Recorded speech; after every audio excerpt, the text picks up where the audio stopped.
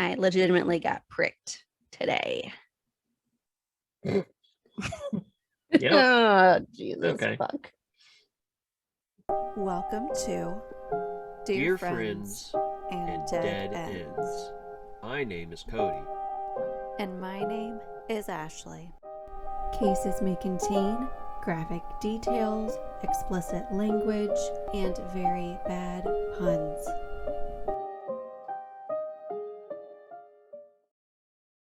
Welcome to episode 22. 22. You guys just missed us acting really stupid because we're trying to transition from the murder lives that we just recorded into this. Just keep all of it in. We weren't on the same page. What? Keep all of it in. Maybe.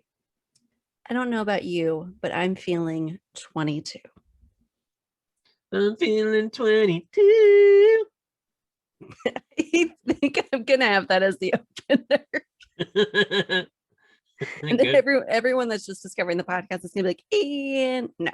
Unfollow. No. Taylor, I don't think so. No. Okay. Thank you guys for joining us. I can't even jokingly say that. Amanda really hates Taylor Swift. So I can't even jokingly be like, we're Swifties on this one. Is that what she calls them? Oh, I didn't know that. I didn't know that. Swiffers? I'm sorry, Amanda. That was not intentional. Oh, I mean, whatever. But what does she call them? Swiffers? Swifters. Swifters? Swifties?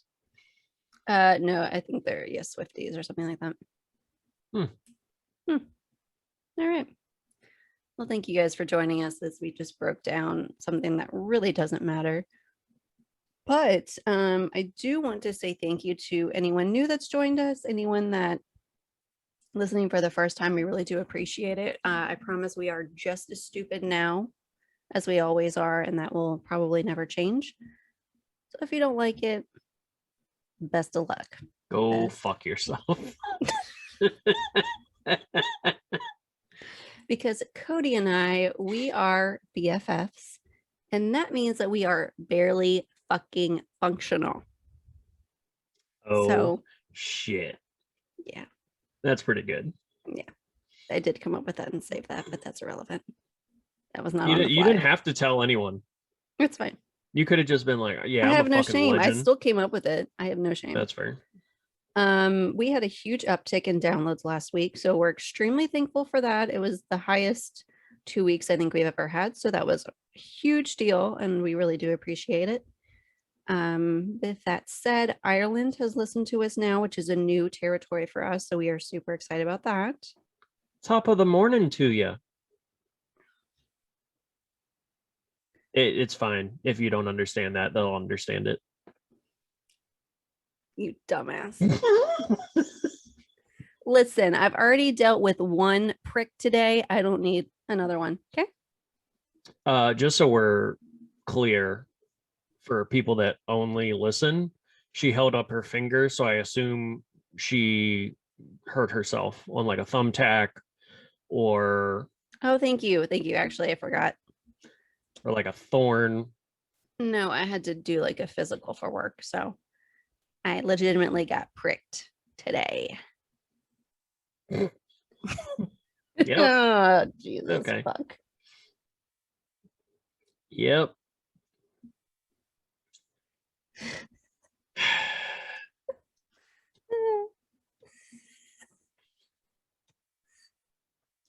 I mean, the day is still young. Okay, so moving on. I am supposed to start this bitch, aren't I? I think that's what you said, yeah. Okay. Hold on.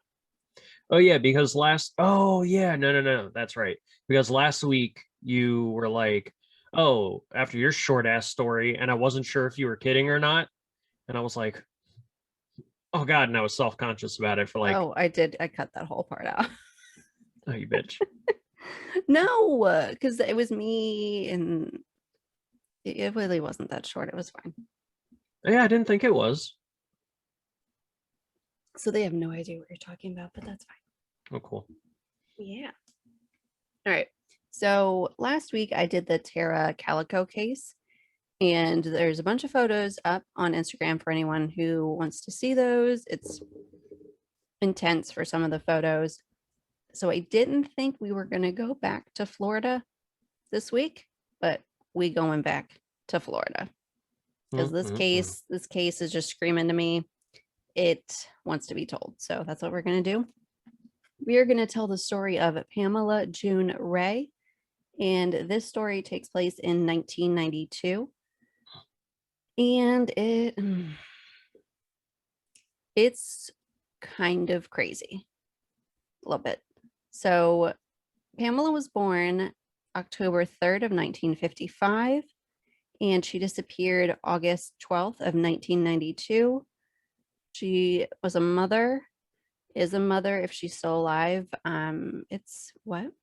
You're trying to do the math. Yeah.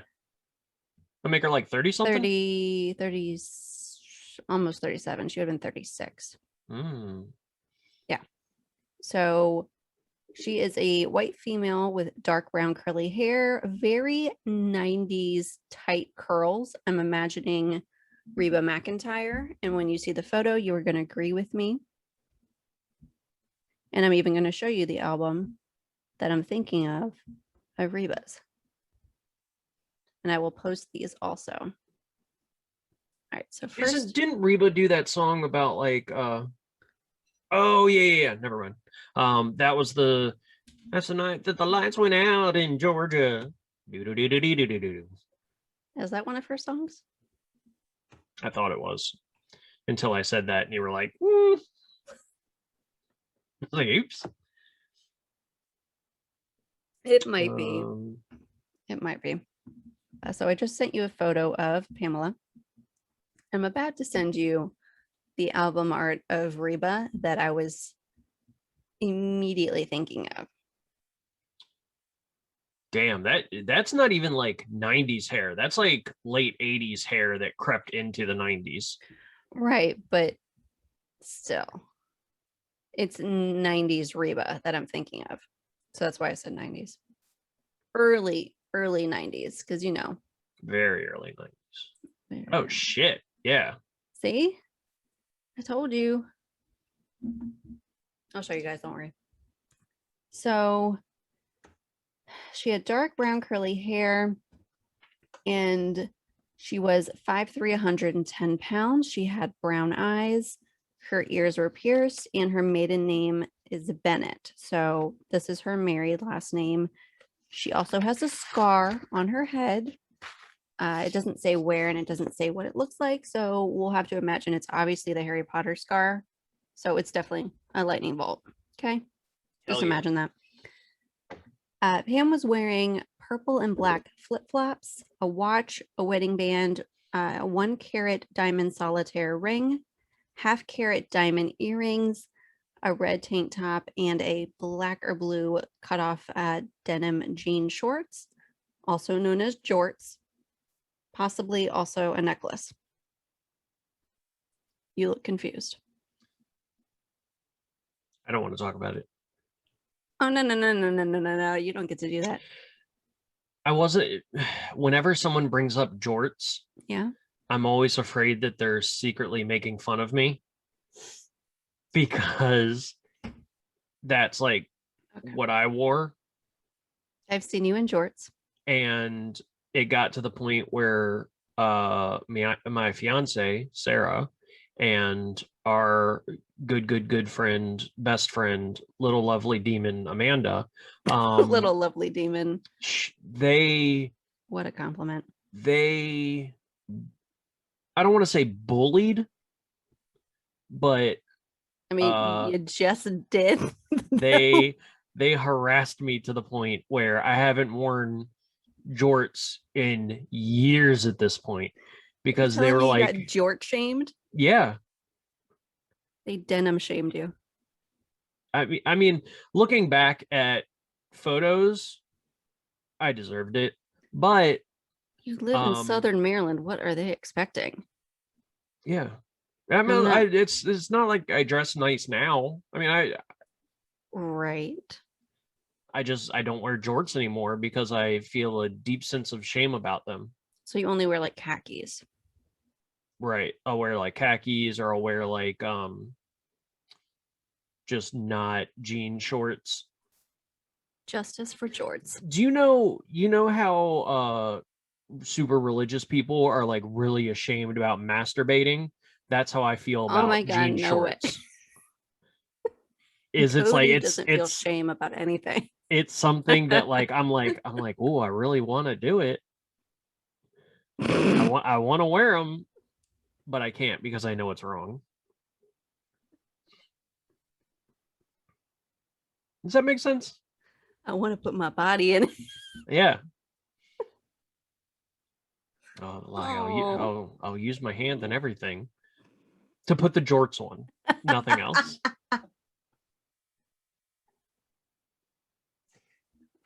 Just sexualized jorts. So you're welcome. Yeah. It's gonna make your phone squirt. Make your phone squirt. You have no idea what that is. You should just join our Patreon. How about that? What? Oh, right. No, I get it. Cody is the brains of the podcast. I'm literally just here.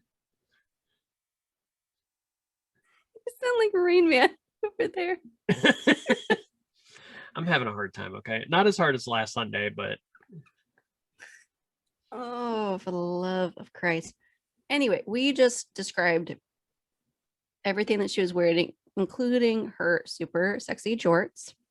she sounds like a fucking baller. Oh, yeah, very much so. And we'll get to part of it's not really relevant to her disappearance, but it might be, but it's also funny. Either way, she had driven to Panama City, Florida from Atlanta, Georgia. And if you're wondering where that is, because not everyone knows that, it is the Gulf side, the Gulf coast of Florida. It's going to be closer to Mobile, Alabama, and Tallahassee, Florida, than it is to Tampa or Orlando or any of that. So it's much closer to Alabama.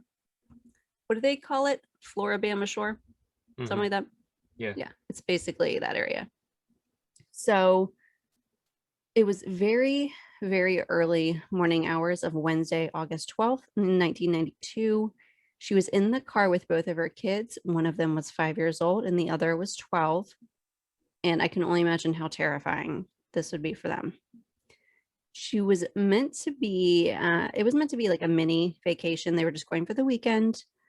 School was about to start pretty soon. So she just wanted to do a quick drive out there. So she drove through the night. And because the internet was not really a thing that was widespread at all, you either would call ahead for a hotel or you just took a fucking chance. And maybe they had vacancy, maybe they didn't. And if they did, there are a lot of questionable places that got a lot more bookings than they would now, I would imagine. Right, yeah. You couldn't look up Yelp reviews. It's the way we used to do things is slightly terrifying now when you think about it, that you would just stay in a place, didn't know anything, people might not know you were there, you could disappear, like a lot of things would happen.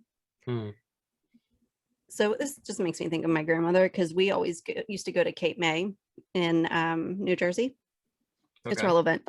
No, she would always call like literally day before we were leaving or some shit, or like 2 days before, because she would always do this last minute. But we would always find a place. It was never a problem. But I just remember she would always call really, really close when we were leaving. And it's just that whole situation drives me crazy now thinking about it. Right. Yeah. It gives me so much anxiety. Either way, she didn't have a place to stay, is what I'm getting at. She couldn't find any hotel vacancies whatsoever when they got there. So they didn't have a place to stay. She's got she's got 2 kids in the car. She just drove all this way. It's August, it's packed. It's 3:30 in the morning and she is so exhausted. She is just ready to go to bed. So she does what she has to do. She finds this apartment complex. I think it's Will Height Apartments on Front Beach Road in Panama City. She Okay. needs to sleep, so there's no option. 7 different witnesses see her in the car that night in the parking lot, 2 of which are cops that happen to be there. So there are cops there, which should mean safety, but not always. Like What, you were they would, just sleeping in the car? I don't know if they were staked out there. I don't know if they were there for other business. Or if they live there, we're not really sure. No, not the cops. Oh. Oh, fuck. Why the fuck would the cops be sleeping in their car?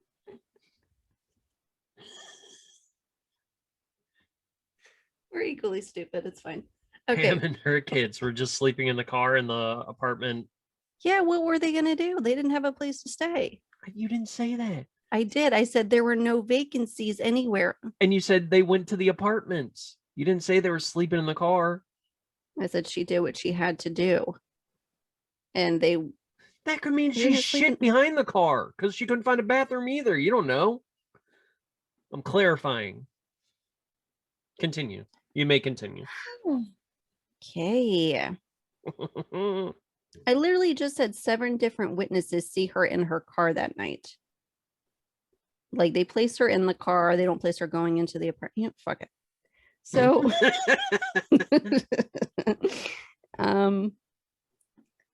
I don't know what made her take this next action. My eyes are squinting and I don't really get it.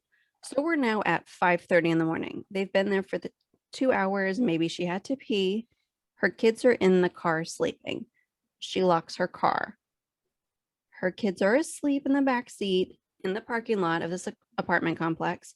Her purse is in the car with checks and keys. She had additional car keys with her. Oh, So okay. she's got 2 sets of keys or something. I don't fucking know. She walks from where she is, parked in front of the complex main lobby, towards the pool that's there. I'm still guessing she's hoping to find a bathroom. I'm not really sure. Mm-hmm. It doesn't really say who sees this happen, but there is a witness that sees an unknown white man follow her. Gross. Yeah. It's a white man, like, ugh. I agree. Instantly just like, white, like you can't even. A white man follows them, and I'm like, ooh, that's not good. Yeah. This dude, he had been identified. Oh, great. I forgot about this part. For public urination earlier in the morning or night that day. Maybe he's going to catch up to her to tell her, like, hey, you'll get in trouble if you try and piss behind that bush. Maybe he's a good Samaritan. I've 180'd. That's yeah. Okay. Hey, ma'am, I just got a ticket for Whipping it out. Yeah, for draining the lizard back behind a bush. So Draining the lizard? yeah. Is that something people say? Mm-hmm. Did you just make that up? No, it's something people say. Okay. And the best part is I can tell you don't know whether to believe me or not. Yeah, that's the unfortunate side effect of being your friend. It's all questionable. You like he says so many things and you're just like, uh-huh. Yeah. The whole time you're like, you're trying to read him, but you can't read him because he always has that same stupid expression and you're just like, fuck. Yeah. So sometimes you just have to believe him. It's unfortunate.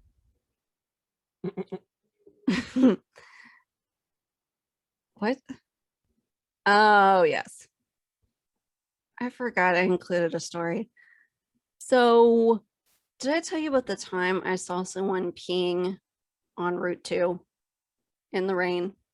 No.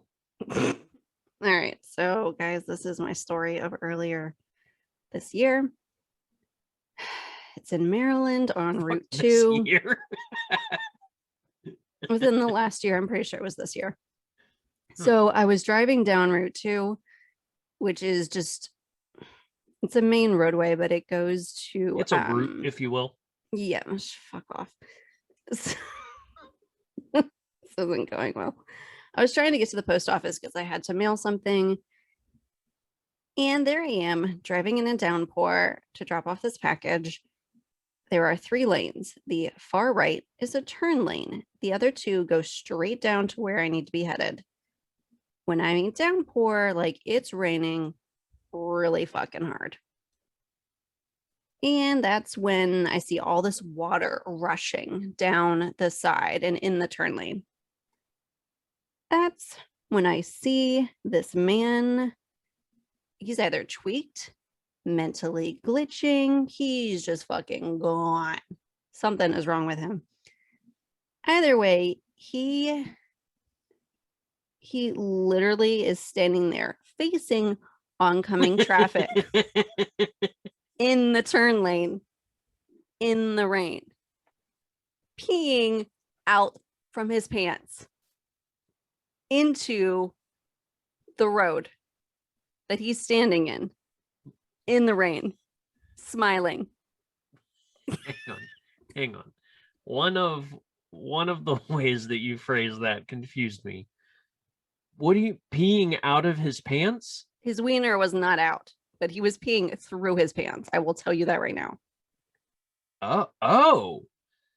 He was Yeah. He was blasting all the way through all the fabric? Well, his fly was open. Yeah, it doesn't make any sense. That at sounds all. like a dangerous game. I was also driving and I wasn't about to stop and wreck the car just to see if his wiener was out, but I did not see it. That's Thank fair. God. So he's got this khaki trench coat on in the rain that's not waterproof, I will tell you right now. He's got no hat, no hood on, because fuck it. Like, if you're gonna be a baller, you're gonna be a baller. Like, why even pretend that you're not gonna get wet? Fair. So, as I said, he's in the turn lane peeing. Like, there's grass right next to him. Safety right next to him on the sidewalk with the grass. Nope, he is peeing in the turn lane. And I think we made eye contact as I'm driving, because I'm in the lane closest to the turn lane, and so I'm driving right past him. Mm-hmm. And I was like, you've got to be fucking kidding. This is my day already. Like, this is the morning. This is how my day starts.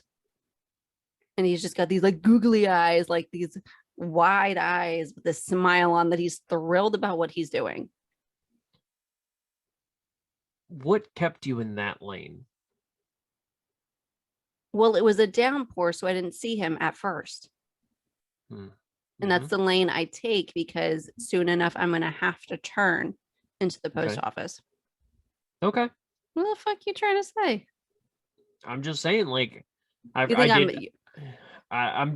worried that you should give pedestrians room on the street.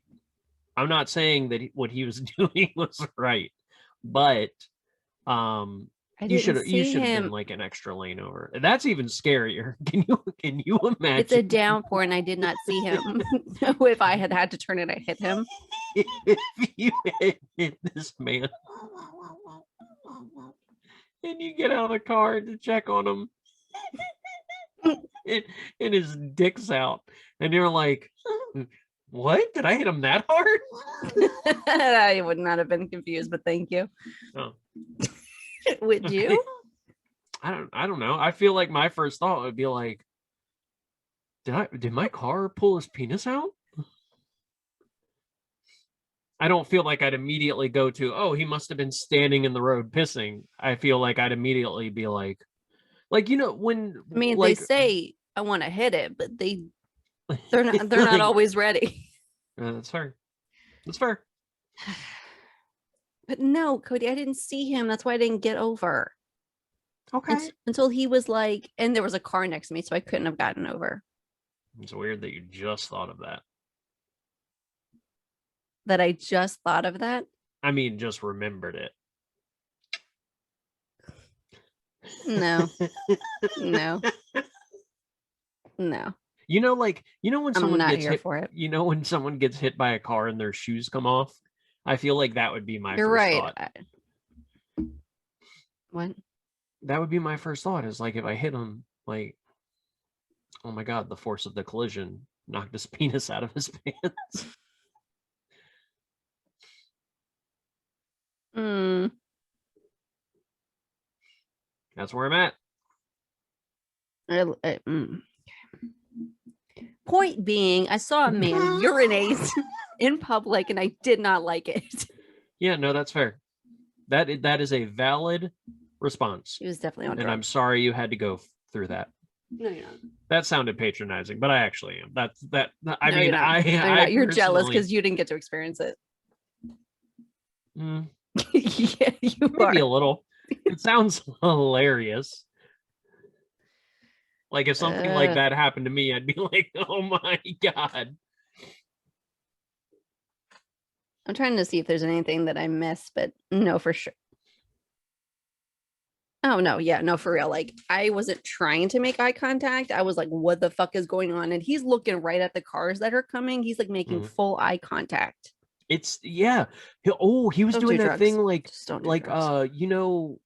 you know when guys like try and sneak a peek at boobs and they're like, eyes are up here, boys. It's rarely as subtle as you think it's gonna be. Let's just put it that way. Yeah, that's fair. But I feel like he was That's not a shot at doing that. Cody. That's in general. He was doing that. He was like trying to catch your eye contact before you made it all the way down to his little bean sprout. Little bean sprout. Clearly, because I tell you now, I don't remember seeing it, which is great. Yeah, no, that's fabulous. Good. Yeah. Either way, there's this poor woman that has not slept at all. She probably just wants to pee herself. Instead, she gets followed by a man. White men, there to ruin the party. Yep. What is for thousands of years. And unfortunately, there's no signs of stopping.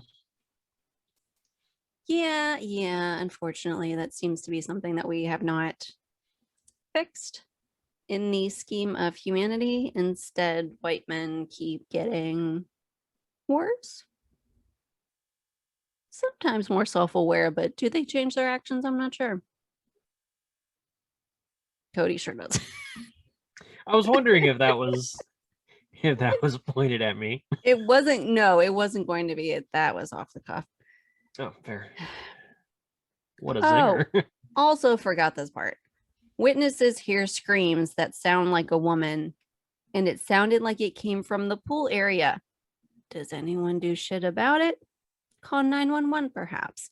Oh wait, there are cops, aren't there? Does anyone think to let anybody know? No. Nobody does a fucking thing. I mean, you said there's 2 cops there. Yeah. Perhaps they should have done something. What are they doing? Maybe that was at 3:30. Maybe they're not still there at 5:30. I don't know. Oh yeah, no, that's fair. I don't understand how. Just don't assume it's nothing, is what I would say. See something, say something, hear something, say something. Right. This mother of 2, Pamela, is never seen again. She has not been seen since. Why do I do this? The ocean is the world's largest graveyard, is what I wrote next. So go me in timing. Not great. Not great. Not great. I mean, I don't know how close it is to the ocean. I don't know what happened, and I'm sorry that I did not put this somewhere else in my notes. What the fuck? We're gonna space this out or something. And then I wrote, it's like an aquatic mausoleum.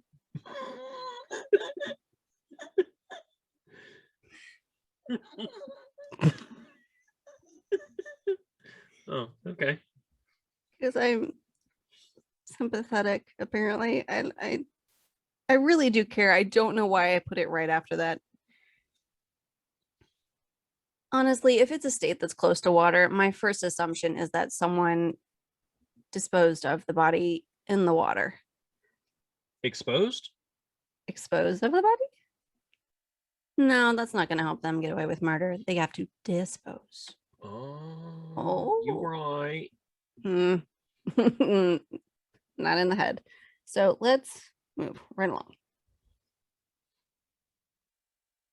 Either way, so one of the two cops that witnessed her and her car undergoes hypnotherapy after this whole ordeal. As you do. Because that's foolproof. Yes. My first, that is like immediately next in the notes that I was reading. And I was like, what? Okay. All right. No, that's normal if it works. Fine. It sounds like a very 90s approach, though. It really does. Yeah. For sure. So I just don't understand. While under hypnosis, which is still amusing to me, I don't know what. You know what? I wonder. So in the 90s, like, I mean, obviously, like true crime is big now, but like in the 90s, there was all those, like, you had cops, you had like emergency 911, you had unsolved mysteries, you had America's Most Wanted, you had all those like live action things, but they all had those like really shitty reenactments. Yeah. Right? Yes. Do you think there were any investigations where they were like, let's do some just really off the wall shit, so when they have to talk about it on TV and reenact it, you have people going like, yeah, we went down to the local butcher and we were like, hey, Jeff, we know you could really be a cop. And he was like, you know what? I think I will. And then he joined the force and he's the one that solved it. I did not think that's where you were going with that. Oh, I don't know where I was going with it either. But Jeff I mean, the you know Butcher. what I mean? Jeff the Butcher. Or like is that why there were so many goddamn police psychics and like clairvoyance and shit? Is they were like, this is gonna be better for TV. Just have Miss Cleo, conjure up some shit for a little bit. That'll kill 15 minutes of the. Are you okay? Yeah, no. It was burping. I'm sorry. Oh my god. It looked like you fell asleep with your eyes opened.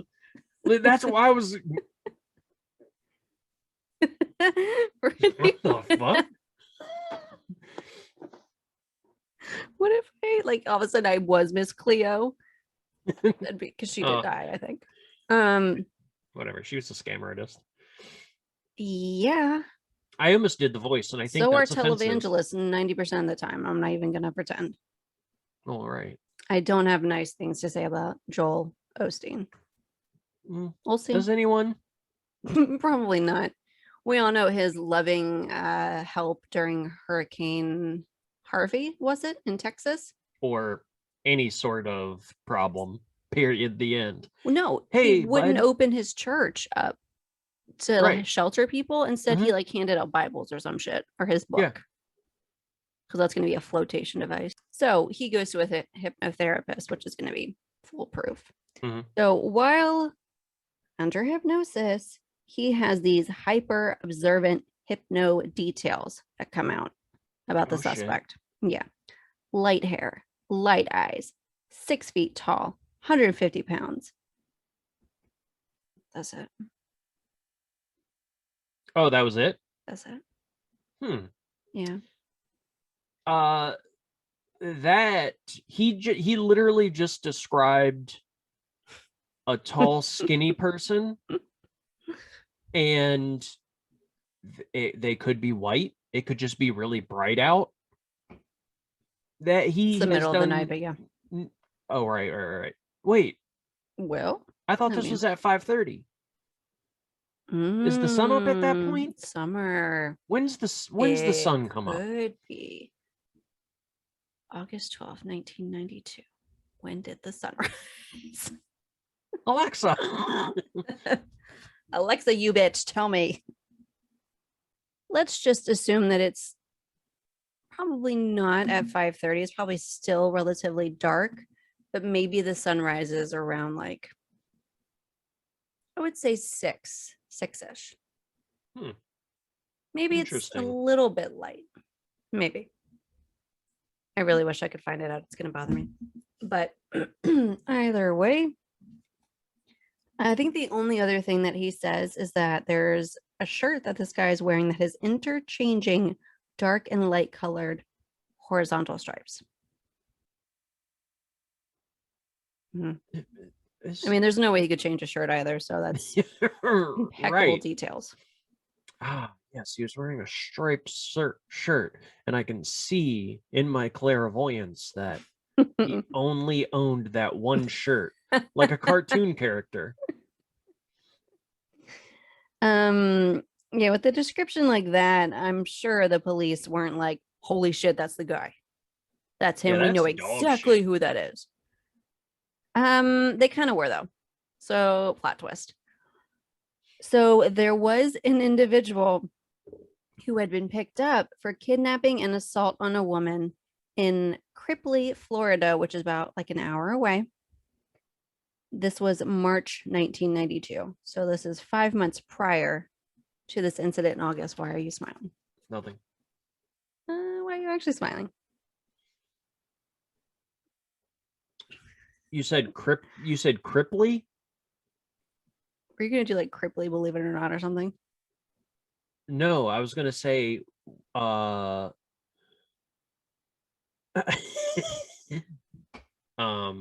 waiting. I wonder if all the buildings there have like wheelchair access.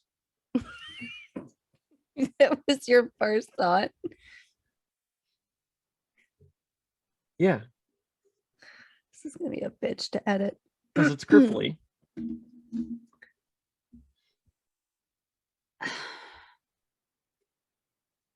All right.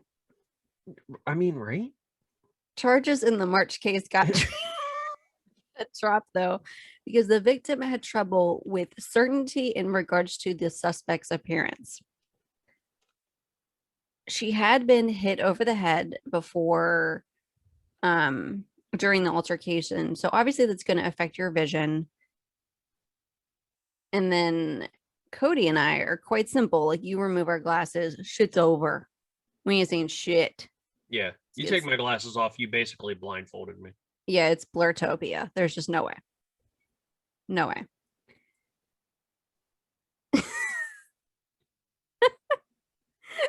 And I wrote, we would be like, I think an albino cactus attacked me. That's where my mind goes. All right. This guy, however, does not get connected to Pamela's disappearance.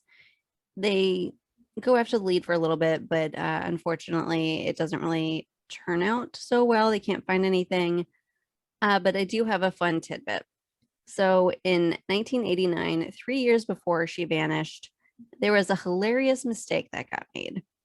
That year, Pamela's dad accidentally got wired $400,000 God damn. to his bank account, which would be worth $861,000 today.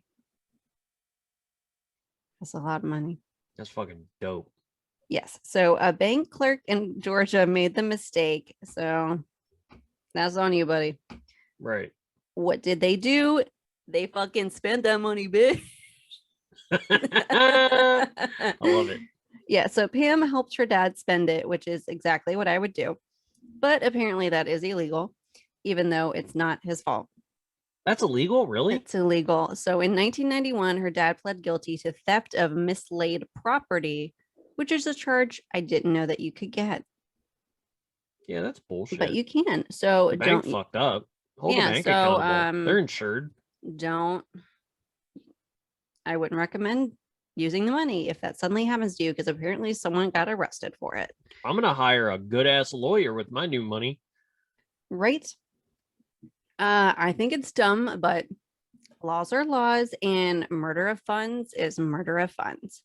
So If you use all the money, you use the money and it's illegal, which is dumb. That's fucking lame. He did repay most of the money, but prosecution was impatient to get all the money back because obviously it was going to take a while to pay that kind of money back. Right. Just anyway, Pam and her husband actually got indicted in 1992, but were released on bond because they helped him spend the money. So they also got charged in the Damn. process, which is ridiculous. Using the funds, they had purchased a condo in Gulf Highlands Beach Resort. It was in Pamela's name, though, which is why she got involved in it, because it was under her name. And they might have been able to stay there had they not gotten it repossessed, because the government is an asshole. Yeah, that's a problem. I mean, if you fuck up, you fuck up. There should be like a cap on that. Like if it's mislaid money up to $500,000, you get to keep. I'm I here feel like for it. I feel like that would be fair. Literally, the banks are insured. Like, Yeah. It's dumb. It's really dumb. So I'm almost done. take all the time in the world. I don't give a shit. I know. There's a suspect that enters next, and he's actually a suspected serial killer. His name is Goddamn. yeah. His name is Mark, either Ribe or Reeve. He confesses to Pamela's murder. He committed a murder in 1989. He was convicted of that in 1998. This led to the confession of a dozen or so murders / women that had vanished. He, however, did later recant his claim of harming Pamela. Her family is convinced he is in fact the killer, but when he made this confession, he said something that I don't think was released publicly. He said Pam was carrying a single key with her, which now clarifies what we were all wondering, how she would have gotten back in her car, is because she took that single key with her. I don't think the fucking window. What? Bang on the fucking window. Her kids are in it. It's not like it's a dog. Right, but how would he know she had a single key in her pocket? No, I mean, like, I get that part. Right. That makes sense. But I'm saying, like, oh God, how would she get back into her car if she doesn't have a spare key? Her fucking kids are in there. One of them's 12. It's not like what? You get really aggressive about it. I don't understand that. Bang on the fucking window. Okay. I feel like if everything I had don't know gone why as I feel planned, so strongly about this. Yeah, you're Have you ever seen the videos of like when a person locks themselves out of the car, but there's like a dog in it? And the dog's just hanging out and just being like, yeah. I think there's a British or like an Irish one that I've seen, and then there's a dachshund in the car. You know which one I'm talking about? Yeah. Yeah, because there's a sheep adorable. out in the field or some shit. And he's like, come on, jump on the button. Jump on the button. Yeah, that's cute. It's adorable. You should look it up. So single key. Yeah, so he talks about how there's a single key with her. And it makes sense, but I don't think it was ever released in the newspapers. So her family said this is exactly what she typically did. This wasn't unusual. So the rest of the keys she would leave in the car, but she would take the single car key or whatever off and take it with her. She did that for whatever reason. We're not sure, but it was something that they knew about that she typically did. Huh. Okay. Yeah. Mark Reeve or Rive has a daughter who was 4 years old when Pam disappeared. Timing is rather unusual because her family suddenly moved from Northwest Florida to Warrensburg, Illinois. And this happened pretty soon after Pamela vanished, that they moved. So timing's weird right there.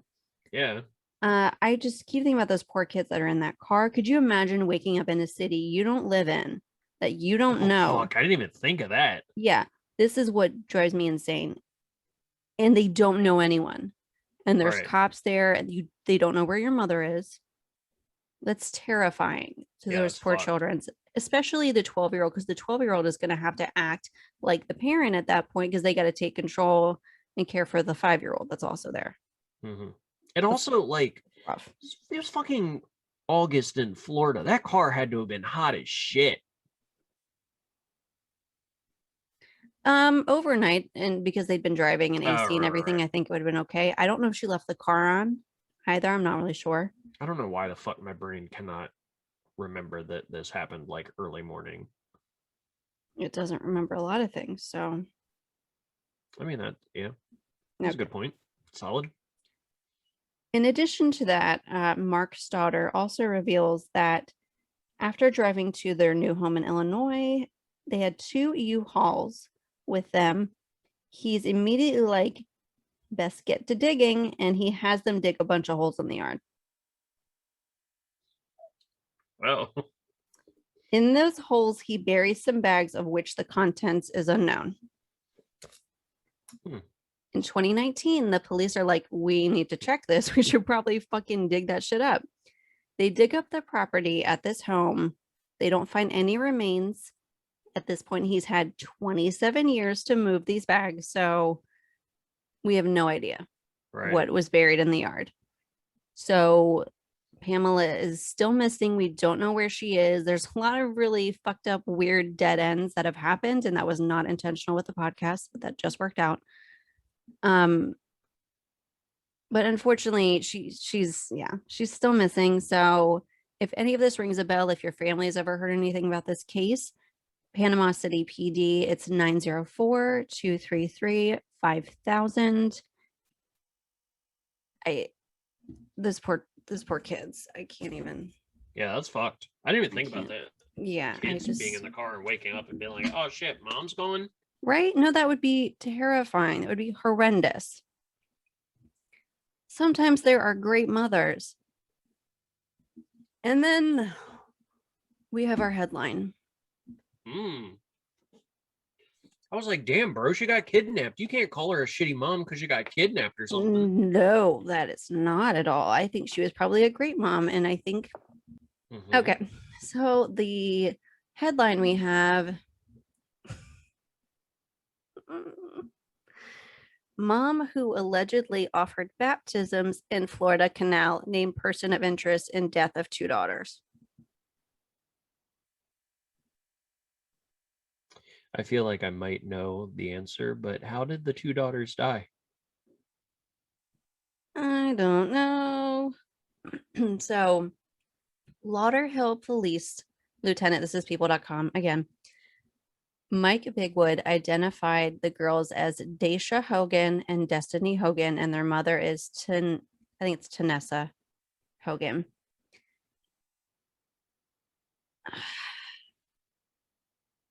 They were found dead in the canal.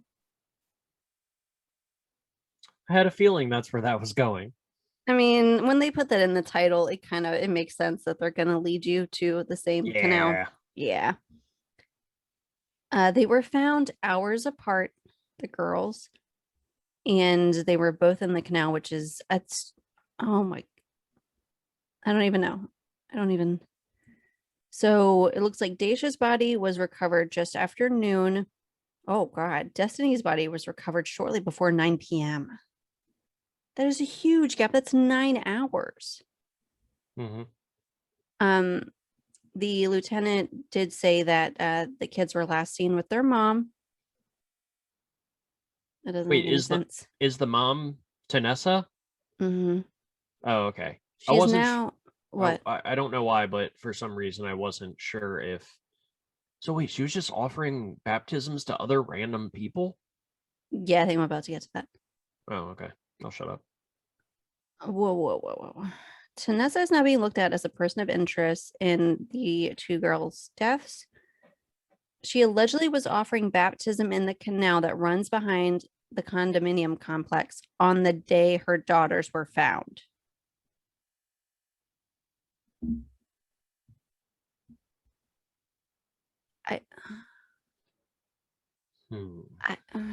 So maybe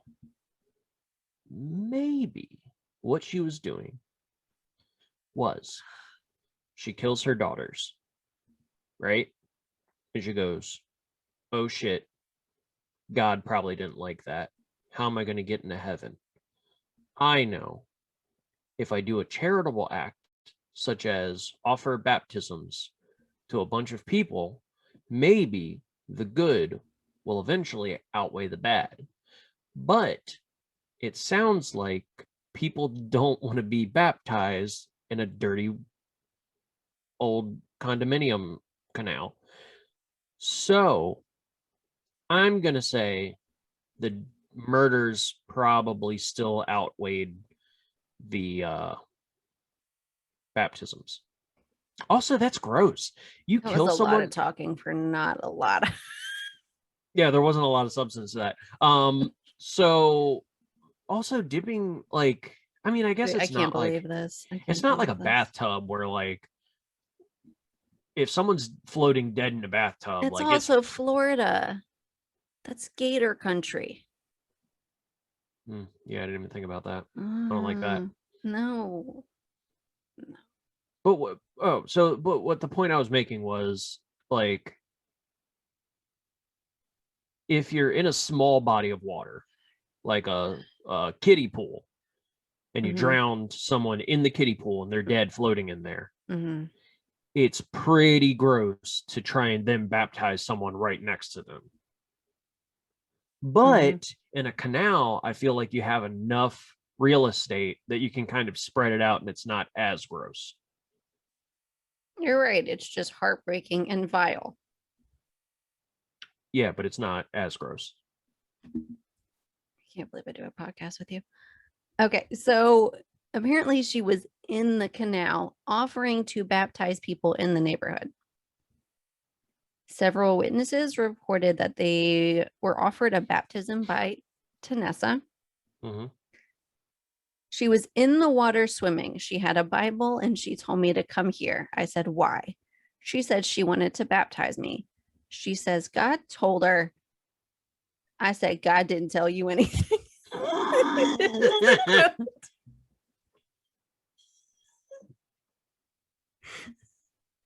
That's awesome. That's an amazing quote. God didn't tell you anything. That's incredible. Can you imagine? This is Lawana Johnson. She deserves credit for that Yeah, genius. Lawana Johnston, you're awesome. The poor girls. I can't. What if she was actually just trying to drown more people, and she was trying to lure them in with, like, the appeal of a baptism? There's obviously mental illness, because What if anyone took her up on it? I don't know, if I see someone swimming in a canal with a Bible that's probably wet at this point, and they're like, God says I should do this. If they start off with that and they got a wet Bible, I'm like, no thanks. Yeah. No. There's not a lot of selling points. Unless it's like Aqua Bible, I'm not interested. Unless it's got waterproof pages. No. Yeah. Which means you didn't think about that. You're just going off of instinct, which means there is something going on. But the other thing would be is if someone has a waterproofed Bible, I also don't trust that. You're right. That's premeditated. Because that sounds real suspect. Does it? Or does it sound like a pastor who would do this often? Oh yeah, that makes more sense. I was thinking of like someone being like, "Oh, suspect. My Bible always gets ketchup on it when I'm at McDonald's. I need to be able to wipe it off real nice." But it makes way more sense that it would be a priest that is normally baptizing people.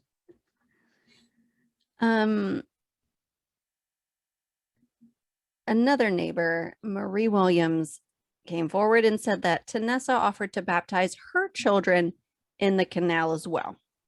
She declined. Good choice. I don't. They don't go into too much more. There's no obvious signs of trauma on Dacia's body. Destiny appeared to have pale white hands, and there was a white substance on her face. I mean, she's in a canal though, so I'm not really sure. I'm not sure if she was like face up or kind of like she fucking painted her. No, I don't know what the white substance would have been, especially when there's water involved. So I'm not really sure. It seems kind of weird. Mm-hmm. Yeah, I'm trying to see if there's anything Strange. else. There is a picture of the mother. That's wonderful. The girl's father has been estranged from them for at least a decade. That doesn't make any sense. They're 7 and 9. Oh, that's sad. You can't be estranged from them for at least a decade. That is also a good point. All right. That's what I got. That's the case. And it's really depressing, confusing. And I thank God for Luana because she added some brevity. God ain't tell you nothing. God didn't tell you anything. What a badass. All right. For real. My your turn. story. William Cunningham Dean Taylor was born in what? You like them long ass names. It's because I always pick old people and they fucking needed so much identification. William Cunningham Dean Taylor was born in Ireland, April 26th, 1872. Wow. He was one of 5 children, which I was kind of surprised of because he was like Irish Catholic. And it's normally just like dozens of them. Ugh, no thanks. He had 2 brothers, Dennis and Oswald. He had 2 sisters, Ellen and Lizzie. Lizzie also actually went by the nickname Daisy. Okay. In 1891, he moved to Kansas to live on a dude ranch. He left Ireland and went to Kansas. Yeah. I don't get it. It's not the move as far as I'm concerned, but no. Do you know what a dude ranch is? I didn't know what a dude ranch was. But apparently I feel like I do. What is it? Or do you want me to just tell you? I'll just tell you. It's a ranch that is more focused on like guests staying there and tourism. So like they do like ranch stuff. Yeah, I would not have guessed right. But it's more of like a tourism spot. I was thinking the opposite. I was thinking more like a labor. Like it's more for. So my brain just told me it was all hard work because it was just a bunch of dudes there. That's what my brain assumed. Not the case. We're not surprised yet. He reignited his passion for acting, which he had done in grade school while entertaining on the ranch. So rather than going to like stay and visit on the ranch, he actually ended up working there. But like you were so close to London though. He went to school for 2 years for college in England. Why didn't you stay in England? And then he moved because you got to go to Kansas to hang out with the dude farms. But the motherland is where it's at. I love London. It's my fucking favorite. Sounds suspicious. No, that's whatever. What? He chose to move to New York to pursue acting as a career. Okay, that makes sense.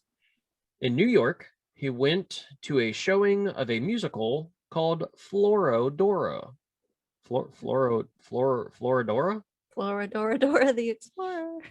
Yeah, that's exactly where my brain went to. An actress in the play caught his eye. Ethel May Hamilton and William would eventually marry in December of 1901. Oh, thank God. What? I thought you were gonna be like, instead of December, I heard dismember, and I was like, oh no. I'm done. It is unclear as to exactly when, but in the following 2 years, either 1902 or 1903, Ethel gave birth to their daughter, and they named her Ethel Daisy. So Ethel after her mother, Daisy after the one sister. Sure. William and Ethel were actually very well known in New York.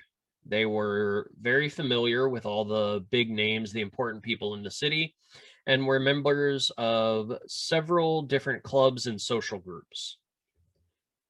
I guess this is back when like that was like everything to everyone. Is you had to be like, you had to go and be a socialite, and you had to attend this dinner party and do this Yeah, you had to bullshit and that. yeah, because that's how you had to network. There was no social media. Yeah. There was no, I There mean, was no TikTok. phones were barely a thing at all, if at all. That Because sounds how old true. were they? Hmm? How old were they? Phones? When was this? Oh, this is in 1900. Like this portion is like 1903 to almost 1908. Even then, not really. Yeah. Or like telegrams. So because they were so well known with everyone, this meant that it was also well known that William was a heavy, heavy drinker and had many affairs. He also seemingly struggled with severe depression, which pushed him further into his two vices. October 23rd of 1908, he disappeared. His friends had said that he had mental lapses from time to time. I do believe that is a polite code word for benders. And his family just assumed he had wandered off hammered drunk or during an episode of amnesia, which they said an episode of amnesia, like that's fucking normal. It's not. No. And he was never seen again. Good night, everybody. Can I no, actually he showed back up. So this was October of 1908. Yes. He showed back up in San Francisco in 1912. Oh shit. So like 3-ish years. He had spent traveling all over North America. He traveled through Alaska, through Canada, all through like the Midwest and anywhere you might be able to mine gold. He also worked with a traveling acting show. So in 1912, he shows up in San Francisco.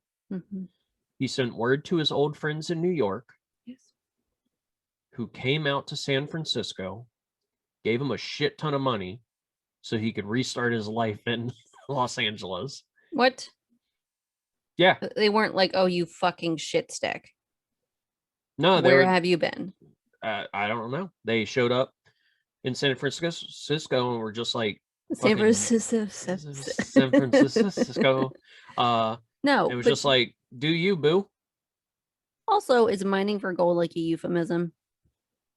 Oh no, I think he was actually a minor. He was of age, but he was a minor. Nice. Right? Dad joke. And he went to, so yeah, his friends gave him a shit ton of money and he went to Los Angeles to make it in Hollywood. Where do I find these friends? Yeah, right. So that's in 1912. By 1913, he starred in his first movie. What the fuck is this guy's luck? Okay. He was now known as William Desmond Taylor. So he actually changed his name as well. He starred in multiple movies, actually. I think I know who this is. Oh, really? Please continue. Okay. He actually ended up starring in a bunch of movies. At this time, actors were contracted to production companies and not just like singular projects. Right. So, like nowadays, you sign on for like a movie, a TV show, that sort of thing. No, but you were signed to like MGM. Right. Whatever. Exactly. Back then, it was like, hey, you do movies for us. You don't talk to anyone else. Here, go do this movie. Go do this movie. Go do this movie. He ended up in the span of like, like 7, like not even 10 years, he starred and worked on like 30 different movies. Yeah, it was, like they were just pumping these bad boys out. Well, yeah, because it was new. You could do a movie of anything and it was right. remarkable. So then in 1914, just 2 years after resurfacing, he was not necessarily growing tired of acting in movies, but he found that he actually really enjoyed directing movies. Okay. So he got into that.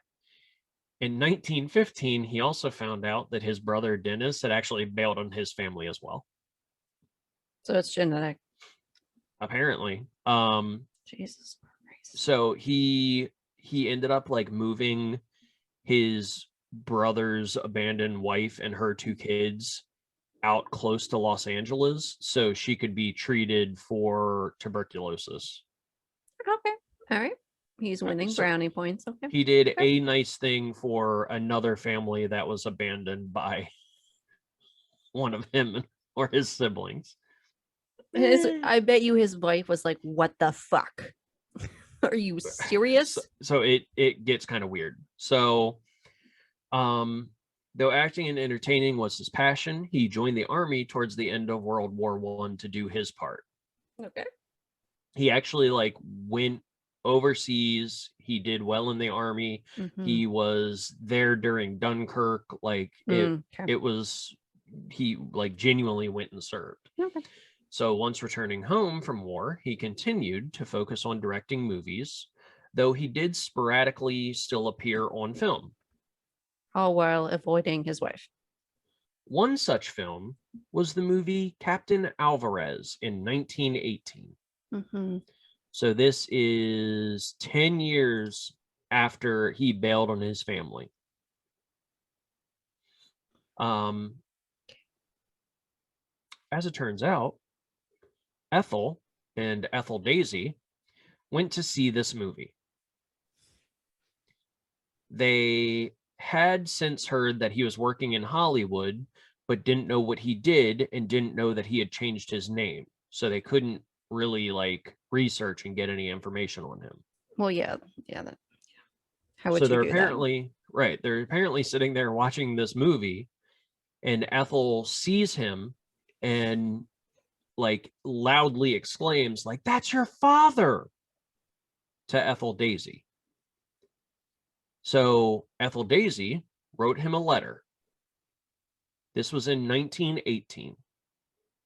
She would have been at least 10.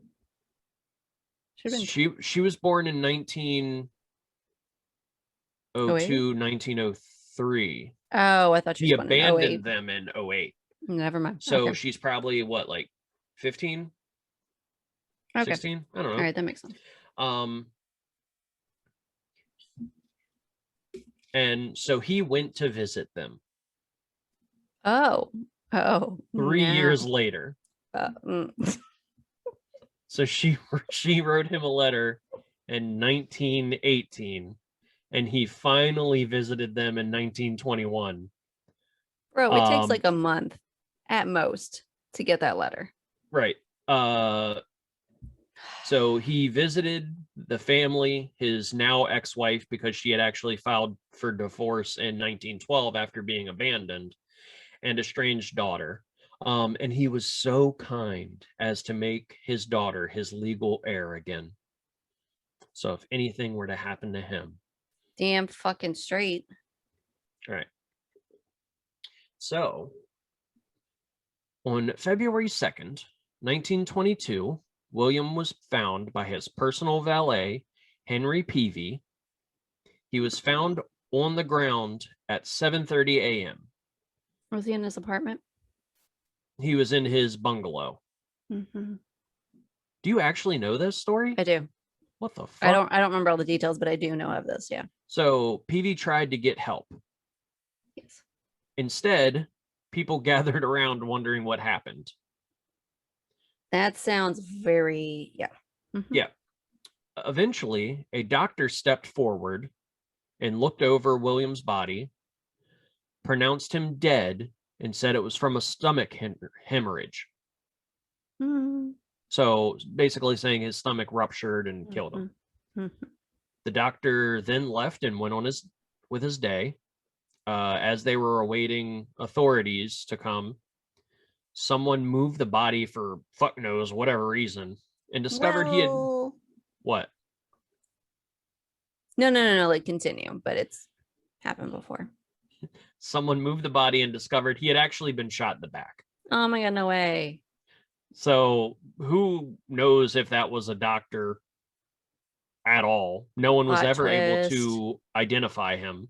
Yeah, because it was a doctor in one of his films. That would have been funny. That would be hilarious. That would be amazing.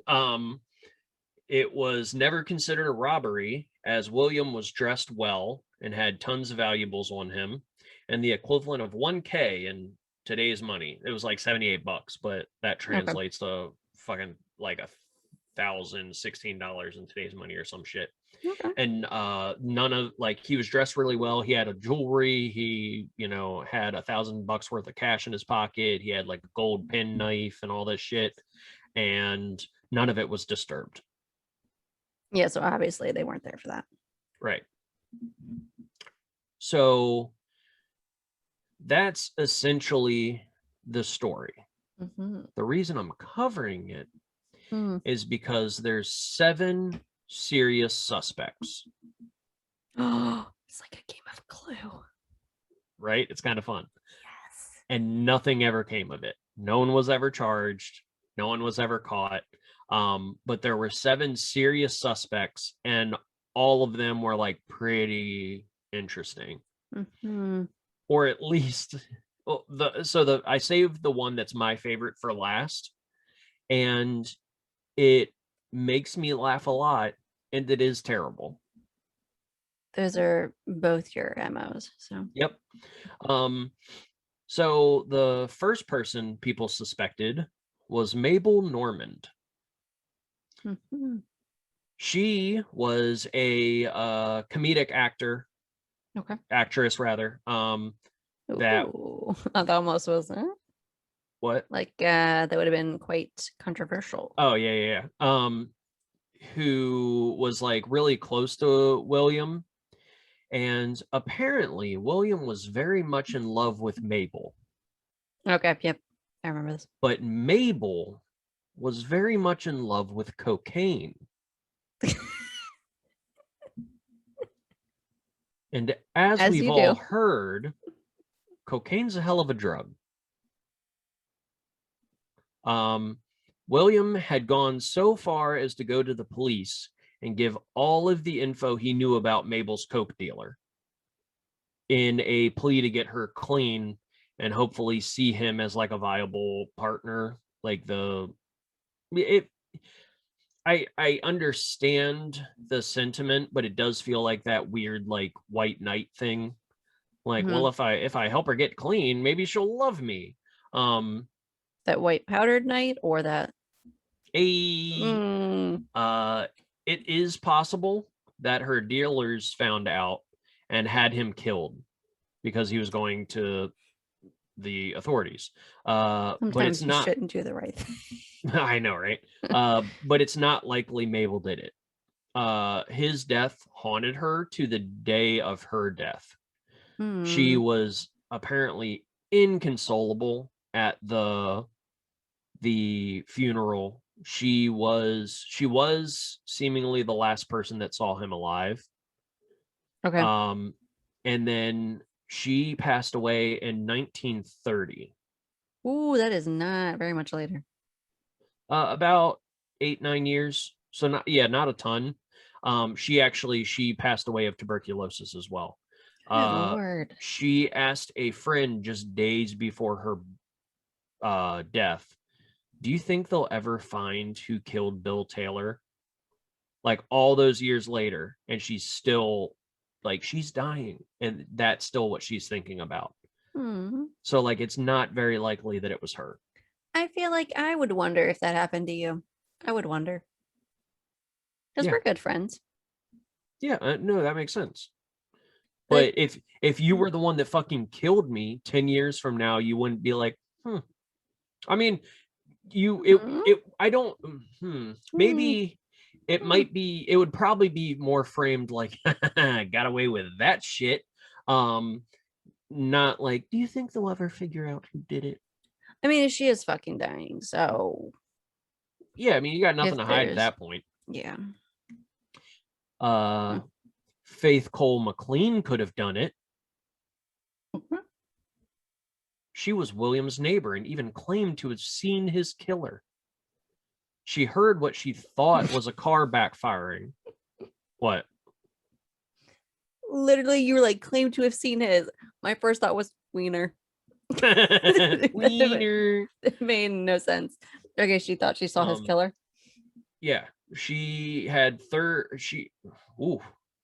she had heard what she thought was a car backfiring, and she went outside to see if anyone needed help, which to me does not make sense.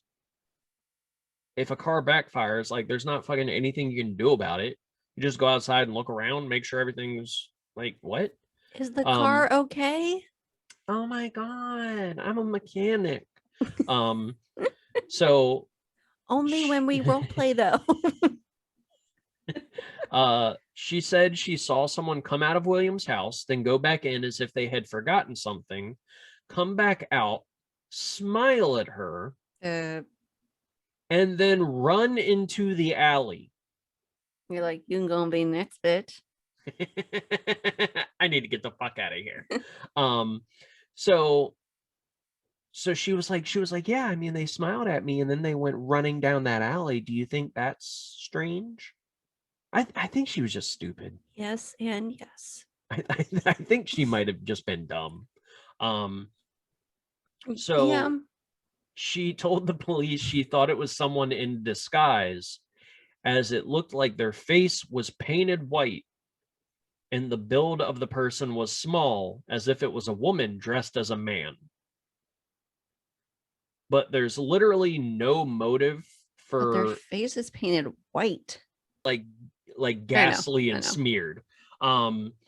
So, but it likely wasn't her that killed him, because there's literally no motive. What if she has multiple personality disorder and she looked in a mirror and that's what she saw running away, but it's actually her other personality? That's a great movie. Anyway, moving on. It could have been Mary Miles Minter. All these bitches, man. She was a girl that had fawned over William while working with him. Fondled or fawned? Fawned. Okay. Fawned. We just gotta clarify. Not fondled. She was a 17-year-old actress. Oh, yeah. No. But in all fairness, it was discovered that she wrote some very intensely adult letters to William. You don't know what 50 Shades is, but I'm all over it, bitch. Right. William had never responded to any of the letters. And at work, he would just be like, I'm an old man. Stop it. Well, good. They don't always do that. The other thing is, he apparently said that he saw her. Sorry. He would always tell her, I see you like a daughter. Good. Like, bro, you have a daughter that you abandoned, and you're like taking in this little actress, and he's like, I'll raise you instead. It's fine. Oh, no, he wasn't like, will you leave my presence also? Oh, shit. He just wanted a daughter that he didn't have to live with. Good call. Too real. Too. Could it be Mary Miles Minter's mom? Whoa. Okay. Her name was Charlotte Shelby. The alliteration alliteration in this family is fucking obnoxious. Mary Miles Minters and Charlotte Shelby? Go fuck yourself. God, it's so pretentious. So apparently the gun that William was shot with was a 38 caliber pistol that shot like a really weird, uncommon ammo. Was it named Pisty the pistol? No. She had Charlotte Shelby owned a 38 caliber pistol that shot the same uncommon bullet that William was shot with. Oh shit, that's real suspect. She also had the temperament and entitledness of a pageant mom. What's that? No, just like, have you ever watched those like pageant shows where like they're putting a little kid out there and it's always like an ugly mom. The mom's always, Not always. I'm not saying always. Well, I did There's say always, but on the TV show, I feel like it's always like someone will tell you you're pretty because they never told me. Get out there and dance. that's the inner monologue. Nice. I'm not sure it is. So Charlotte Shelby finds out that her owning that gun is now like public knowledge, and it's turning some heads. That's unfortunate. So what does she do? She takes the gun to the police and goes, hey, I do own this type of gun, but you can tell it's never been fired. I'm just fucking with you. She threw it in the bayou. People find out that she owns this gun and she yeets it out into the Louisiana bayou. She literally just feeds it to the gators. Just fucking, just yanks it out there into the swamp. Like, so my note on that was totally not suspicious.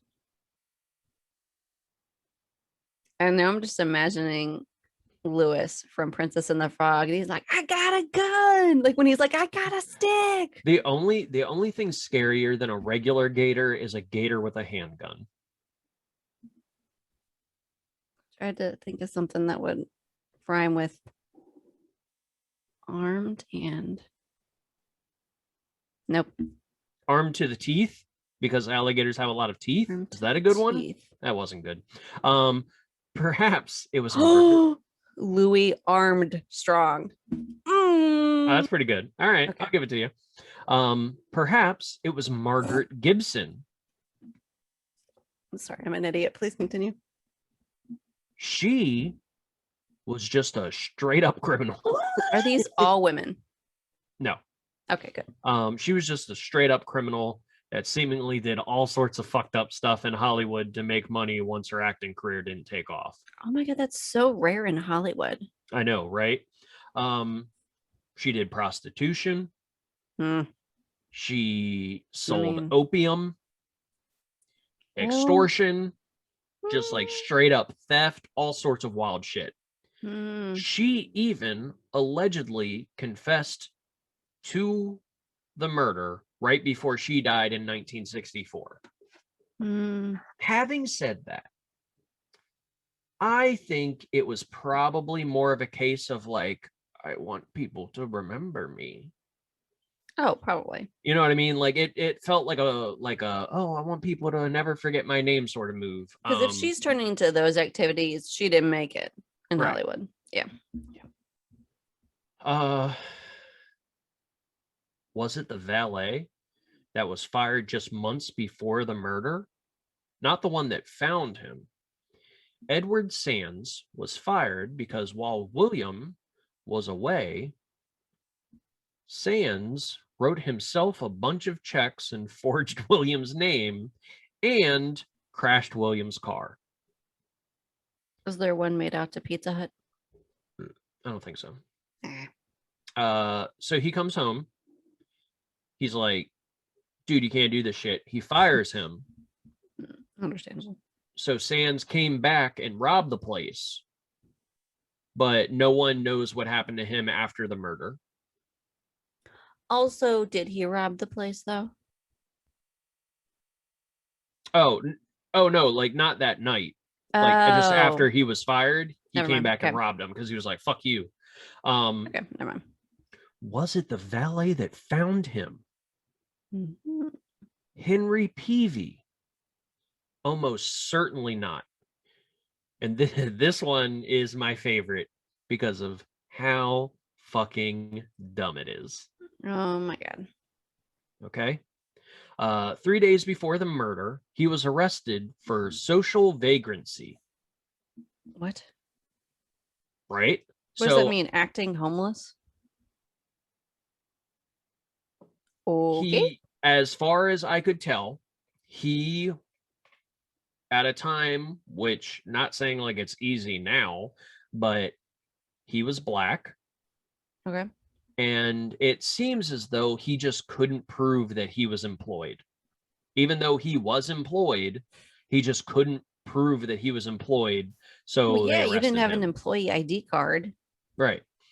They just gave you cash and you went on your way. So after the murder, the police questioned him severely and found that he was not involved. Is he the only black person that's a suspect? I believe so. So here's where it gets dumb and relatively offensive. Jesus Christ. The cops, the goddamn police, it is their job to figure out who murdered this dude. If they care. Yeah. Yeah. The cops say definitively Henry Peavy was not involved in this murder. He had nothing to do with it. He had nothing to gain from it. Right. Yet, a reporter named Floribel Muir, M-U-I-R, Muir, already discredited. from the New York Daily News decided it was probably him. You racist bitch. And she was going to get him to confess. So she hired 2 men to help her get him to confess. No. So what do you think she might have done? Threatened him? Right? That's where your mind goes. They Yes. might have threatened him. They might have beat him up. They might have, probably roughed him up a little bit. Unfortunately, yes. No. It is much dumber. So, this reporter had learned from movies that black people are deathly afraid of ghosts. Okay? You're going to learn this from the first movies that existed. Yeah.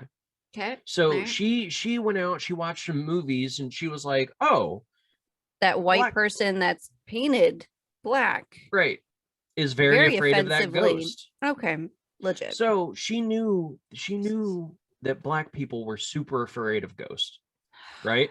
Yes. So she hired these 2 men to hide behind William's gravestone. What? Okay. She asked Mr. Peavy if she could have an interview with him, and he agreed, and they went out to the graveyard. Okay. And she goes, Mr. Peavy, if you could please identify William's gravestone. You scheming ass bitch. And he's like, okay.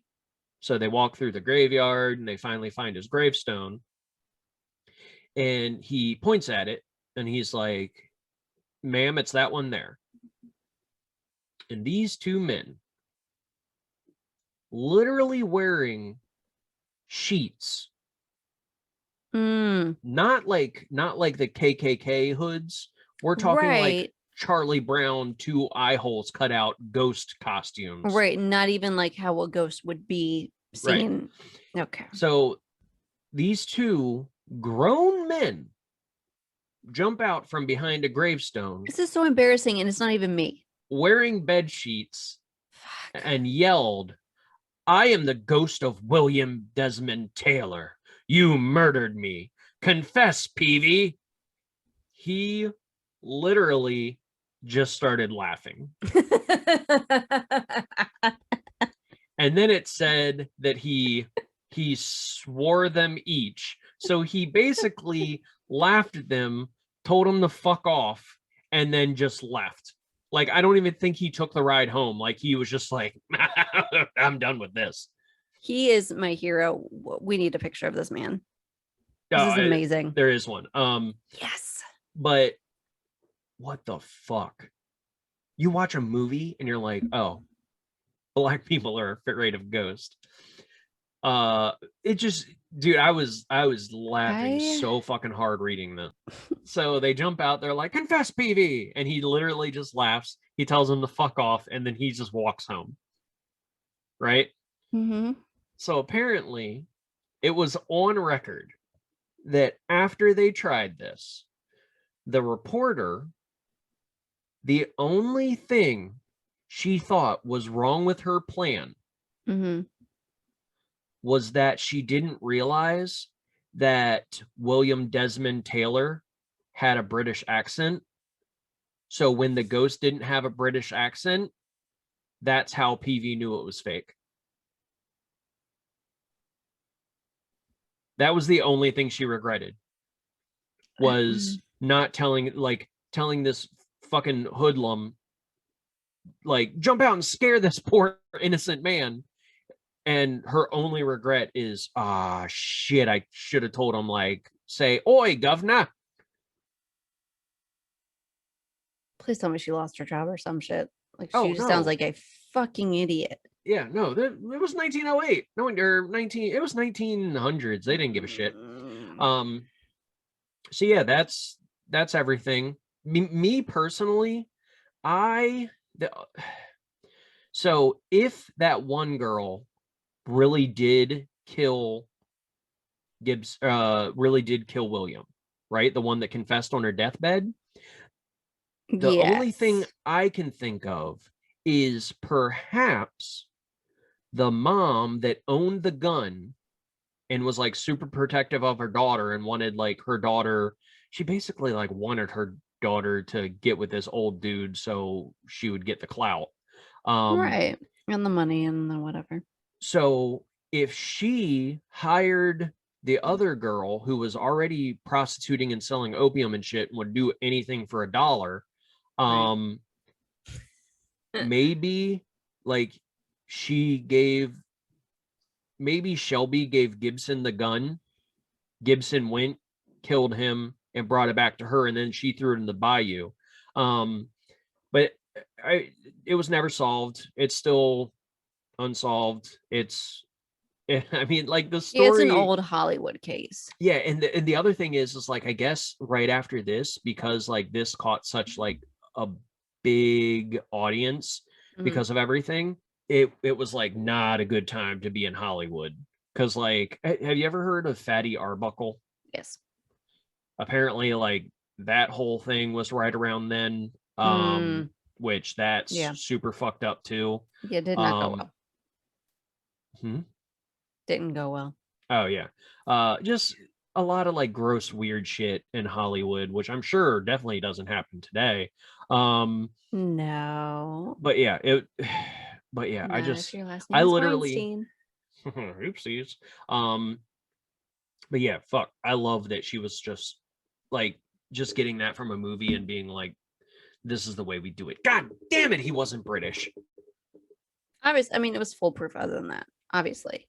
I don't think we've announced it yet, but we are completely foregoing the conspiracy theories for the time being. We got a lot going on, and especially with the bonus. Yeah, with the bonus content we have going on with Patreon, we want to make sure we give our best to the people that are supporting us, because you guys are literally helping us get to where we need to go. I think right now we're going to be saving up for CrimeCon in the future. We do want to go to one of those.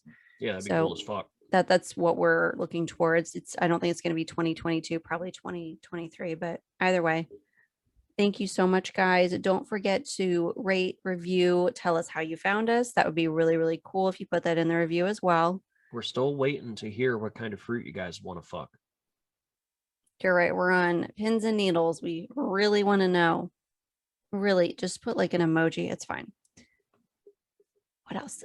Dear Friends Dead Ends Pod on Instagram is the easiest way to find all the links. It has the links to everything that you need. You can find our Patreon. You can find Apple Podcasts, Spotify, whatever you need. And we will be back next Tuesday with a brand new episode. And then about a week and a half from now, you should be getting a new bonus Patreon video as well. Yeah, so the bonus Patreons will be every 2 weeks. Every 2 weeks. Yeah. Murder Lives every week, Okay, cool. as per usual, because we usually record that first before the episodes anyway. But we want to say thank you to our patrons because they are phenomenal. And without them, we would not be able to hopefully go to CrimeCon in the future. So, oh, actually, I also $5 every month from that is going to the Charlie Project, which I do want to say is where I get my case information 9 times out of 10. They are fantastic. They are so informative and they break it down really well. But that said, thank you to Kristen, Amanda, Autumn, Corey, Judicator, Zane. Have I missed anybody? Jeremiah. Jeremiah, I'm so sorry. Thank you, Jeremiah. I knew there was someone else I was missing. You sweet, sweet baby.